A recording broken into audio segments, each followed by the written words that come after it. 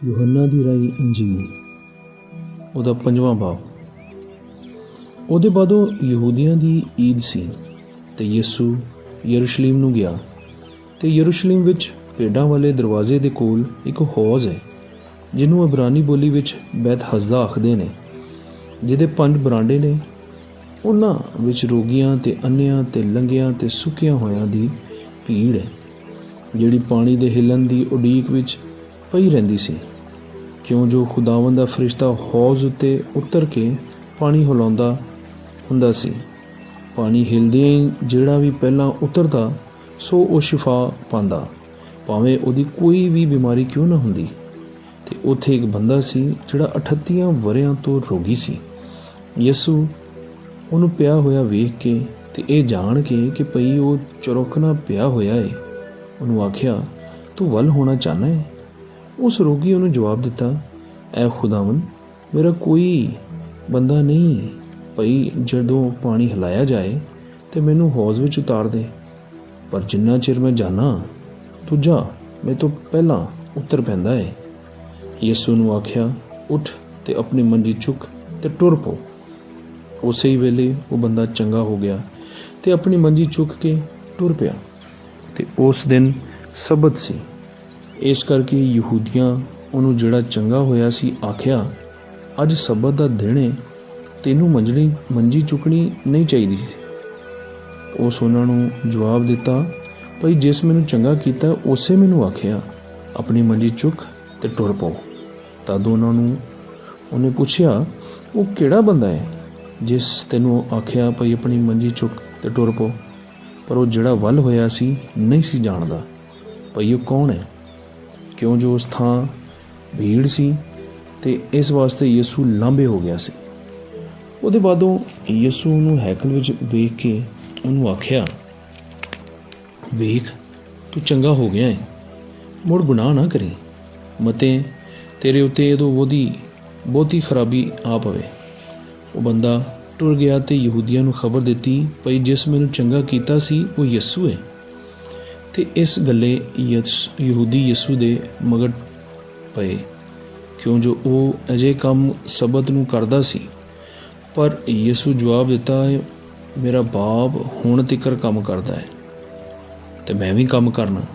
ਇਸ ਲਈ ਯਹੂਦੀ ਹੋਰ ਵੀ ਵੱਧ ਕੇ ਉਹਦੇ ਮਾਰਨ ਦਾ ਦਾਅ ਲੱਭਦੇ ਸਨ, ਕਿਉਂ ਜੋ ਉਸ ਨਾ ਨਿਰਾ ਸਬਤ ਨੂੰ ਤੋੜ ਦਿੱਤਾ, ਪਰ ਇਹ ਵੀ ਭਈ ਖੁਦਾ ਨੂੰ ਖਾਸ ਆਪਣਾ ਬਾਪ ਆਖ ਕੇ ਆਪਣੇ ਆਪ ਨੂੰ ਖੁਦਾ ਦੇ ਬਰਾਬਰ ਕੀਤਾ।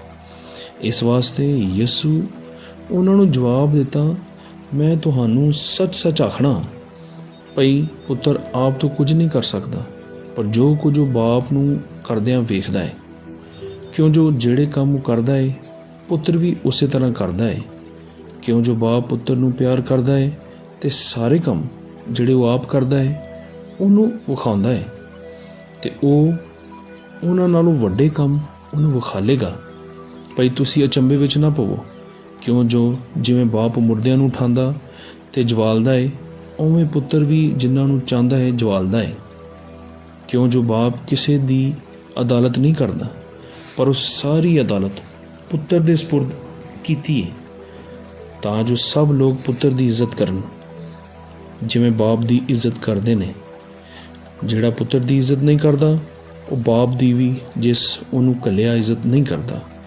ਮੈਂ ਤੁਹਾਨੂੰ ਸੱਚ ਆਖਣਾ, ਭਈ ਉਹ ਜਿਹੜਾ ਮੇਰਾ ਕਲਾਮ ਸੁਣਦਾ ਅਤੇ ਉਹਦੇ ਉੱਤੇ ਜਿਸ ਮੈਨੂੰ ਘੱਲਿਆ ਏ ਈਮਾਨ ਲਿਆਉਂਦਾ ਏ, ਸਦਾ ਦੀ ਜ਼ਿੰਦਗੀ ਉਹਦੀ ਹੈ, ਅਤੇ ਉਹ ਅਦਾਲਤ ਵਿੱਚ ਨਹੀਂ ਆਉਂਦਾ, ਸਗੋਂ ਮੌਤ ਤੋਂ ਲੰਘ ਕੇ ਉਹ ਜ਼ਿੰਦਗੀ ਵਿੱਚ ਜਾ ਉਪੜਿਆ ਹੈ।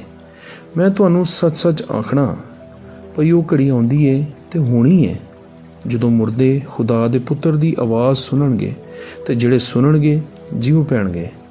ਕਿਉਂ ਜੋ ਜਿਵੇਂ ਬਾਪ ਆਪਣੇ ਵਿੱਚ ਜ਼ਿੰਦਗੀ ਰੱਖਦਾ ਹੈ, ਉਸੇ ਤਰ੍ਹਾਂ ਉਸ ਪੁੱਤਰ ਨੂੰ ਵੀ ਦਿੱਤਾ ਭਈ ਆਪਣੇ ਵਿੱਚ ਜ਼ਿੰਦਗੀ ਰੱਖੇ, ਅਤੇ ਉਹਨੂੰ ਅਖਤਿਆਰ ਦਿੱਤਾ ਭਈ ਅਦਾਲਤ ਕਰੇ।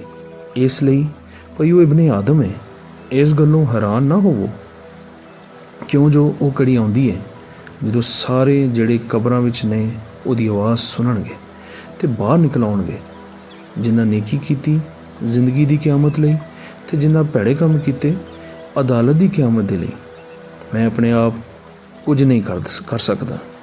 ਜਿਵੇਂ ਮੈਂ ਸੁਣਨਾ ਉਸੇ ਤਰ੍ਹਾਂ ਅਦਾਲਤ ਕਰਨਾ, ਤੇ ਮੇਰੀ ਅਦਾਲਤ ਸੱਚੀ ਹੈ, ਕਿਉਂ ਜੋ ਮੈਂ ਆਪਣੀ ਮਰਜ਼ੀ ਨੂੰ ਨਹੀਂ ਲੱਭਦਾ ਪਰ ਉਹਦੀ ਮਰਜ਼ੀ ਨੂੰ ਜਿਸ ਮੈਨੂੰ ਘੱਲਿਆ ਹੈ। ਜੇ ਮੈਂ ਆਪਣੇ ਹੱਕ ਵਿੱਚ ਗਵਾਹੀ ਦਿਆਂ ਤਾਂ ਮੇਰੀ ਗਵਾਹੀ ਸੱਚੀ ਨਹੀਂ। ਇੱਕ ਹੋਰ ਹੈ ਜਿਹੜਾ ਮੇਰੇ ਹੱਕ ਵਿੱਚ ਗਵਾਹੀ ਦਿੰਦਾ ਹੈ, ਅਤੇ ਮੈਂ ਜਾਣਨਾ ਭਈ ਜਿਹੜੀ ਗਵਾਹੀ ਉਹ ਮੇਰੇ ਹੱਕ ਵਿੱਚ ਦਿੰਦਾ ਹੈ ਸੋ ਸੱਚੀ ਹੈ। ਤੁਸਾਂ ਯੂਹੰਨਾ ਵੱਲ ਸੁਨੇਹਾ ਘੱਲਿਆ ਅਤੇ ਉਸ ਸੱਚਾਈ ਉੱਤੇ ਗਵਾਹੀ ਦਿੱਤੀ ਹੈ।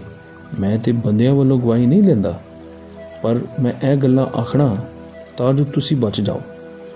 ਉਹ ਇੱਕ ਬਲਦਾ ਹੋਇਆ ਅਤੇ ਚਮਕਦਾ ਹੋਇਆ ਦੀਵਾ ਸੀ, ਅਤੇ ਤੁਸੀਂ ਘੜੀ ਤੀਕਰ ਉਹਦੇ ਚਾਨਣ ਵਿੱਚ ਖੁਸ਼ ਰਹਿਣਾ ਚਾਹੁੰਦੇ ਸੋ। ਪਰ ਮੇਰੇ ਕੋਲ ਜਿਹੜੀ ਗਵਾਹੀ ਹੈ ਉਹ ਯੂਹੰਨਾ ਦੀ ਗਵਾਹੀ ਤੋਂ ਵੱਡੀ ਹੈ। ਕਿਉਂ? ਜਿਹੜੇ ਕੰਮ ਬਾਪ ਮੇਰੇ ਸਪੁਰਦ ਕੀਤੇ ਭਈ ਮੈਂ ਉਹਨਾਂ ਨੂੰ ਪੂਰਿਆ ਕਰਾਂ, ਯਾਨੀ ਇਹੋ ਕੰਮ ਜਿਹੜੇ ਮੈਂ ਕਰਨਾ ਉਹ ਮੇਰੇ ਹੱਕ ਵਿੱਚ ਗਵਾਹੀ ਦਿੰਦੇ ਨੇ ਭਈ ਬਾਪ ਮੈਨੂੰ ਘੱਲਿਆ ਹੈ, ਅਤੇ ਬਾਪ ਜਿਸ ਮੈਨੂੰ ਘੱਲਿਆ ਉਸ ਹੀ ਮੇਰੇ ਹੱਕ ਵਿੱਚ ਗਵਾਹੀ ਦਿੱਤੀ ਹੈ। ਤੁਸਾਂ ਤੇ ਨਾ ਕਦੇ ਉਹਦੀ ਆਵਾਜ਼ ਸੁਣੀ ਹੈ ਅਤੇ ਨਾ ਉਹਦੀ ਸ਼ਕਲ ਵੇਖੀ ਹੈ, ਅਤੇ ਉਹਦਾ ਕਲਾਮ ਤੁਹਾਡੇ ਵਿੱਚ ਨਹੀਂ, ਕਿਉਂ ਜੋ ਜਿਹਨੂੰ ਉਸ ਘੱਲਿਆ ਤੁਸੀਂ ਉਹਨੂੰ ਨਹੀਂ ਮੰਨਦੇ। ਤੁਸੀਂ ਨਵਿਸ਼ਤਿਆਂ ਨੂੰ ਫੋਲਦੇ ਰਹਿੰਦੇ ਹੋ, ਕਿਉਂ ਜੋ ਤੁਸੀਂ ਸਮਝਦੇ ਹੋ ਭਈ ਉਹਨਾਂ ਵਿੱਚ ਤੁਹਾਡੇ ਲਈ ਸਦਾ ਦੀ ਜ਼ਿੰਦਗੀ ਹੈ, ਅਤੇ ਇਹ ਉਹੀ ਨੇ ਜਿਹੜੇ ਮੇਰੇ ਹੱਕ ਵਿੱਚ ਗਵਾਹੀ ਦਿੰਦੇ ਨੇ। ਅਤੇ ਤੁਸੀਂ ਮੇਰੇ ਕੋਲ ਜ਼ਿੰਦਗੀ ਲੈਣ ਨੂੰ ਆਉਣਾ ਨਹੀਂ ਚਾਹੁੰਦੇ। ਮੈਂ ਬੰਦਿਆਂ ਕੋਲ ਵਡਿਆਈ ਨਹੀਂ ਚਾਹੁੰਦਾ, ਪਰ ਮੈਂ ਤੁਹਾਨੂੰ ਜਾਣਨਾ ਭਈ ਤੁਸੀਂ ਖੁਦਾ ਦੀ ਮੁਹੱਬਤ ਵਿੱਚ ਨਹੀਂ ਰੱਖਦੇ। ਮੈਂ ਆਪਣੇ ਬਾਪ ਦੇ ਨਾਂ ਉੱਤੇ ਆਇਆ ਅਤੇ ਤੁਸੀਂ ਮੈਨੂੰ ਕਬੂਲ ਨਹੀਂ ਕਰਦੇ। ਜੇ ਹੋਰ ਕੋਈ ਆਪਣੀ ਨਾਂ ਉੱਤੇ ਆਵੇ ਉਹਨੂੰ ਤੁਸੀਂ ਕਬੂਲ ਕਰ ਲਓਗੇ। ਤੁਸੀਂ ਕਿਵੇਂ ਮੰਨ ਲਿਆ ਸਕਦੇ ਹੋ ਜਿਹੜੇ ਇੱਕ ਦੂਜੇ ਤੋਂ ਵਡਿਆਈ ਲੈਂਦੇ ਹੋ ਅਤੇ ਉਸ ਵਡਿਆਈ ਨੂੰ ਜਿਹੜੀ ਇਕੱਲੇ ਖੁਦਾ ਵੱਲੋਂ ਆਉਂਦੀ ਹੈ ਨਹੀਂ ਲੱਭਦੇ। ਇਹ ਨਾ ਸਮਝੋ ਭਈ ਮੈਂ ਬਾਪ ਅੱਗੇ ਤੁਹਾਡੇ ਉੱਤੇ ਇਲਜ਼ਾਮ ਲਾਵਾਂਗਾ। ਇੱਕ ਹੈ ਤੁਹਾਡੇ ਉੱਤੇ ਇਲਜ਼ਾਮ ਲਾਉਣ ਵਾਲਾ, ਯਾਨੀ ਮੂਸਾ, ਜਿਹਦੇ ਉੱਤੇ ਤੁਸੀਂ ਭਰੋਸਾ ਕਰ ਰੱਖਿਆ ਹੋਇਆ ਹੈ। ਕਿਉਂ ਜੋ ਜੇ ਤੁਸੀਂ ਮੂਸਾ ਨੂੰ ਮੰਨਦੇ ਤਾਂ ਮੈਨੂੰ ਵੀ ਮੰਨਦੇ, ਇਸ ਲਈ ਭਈ ਉਸੇ ਮੇਰੇ ਹੱਕ ਵਿੱਚ ਲਿਖਿਆ। ਪਰ ਜਦ ਤੁਸੀਂ ਉਹਦੇ ਨਵਿਸ਼ਤਿਆਂ ਨੂੰ ਨਹੀਂ ਮੰਨਦੇ ਤਾਂ ਮੇਰੀਆਂ ਗੱਲਾਂ ਕਿਉਂ ਮੰਨੋਗੇ? ਆਮੀਨ।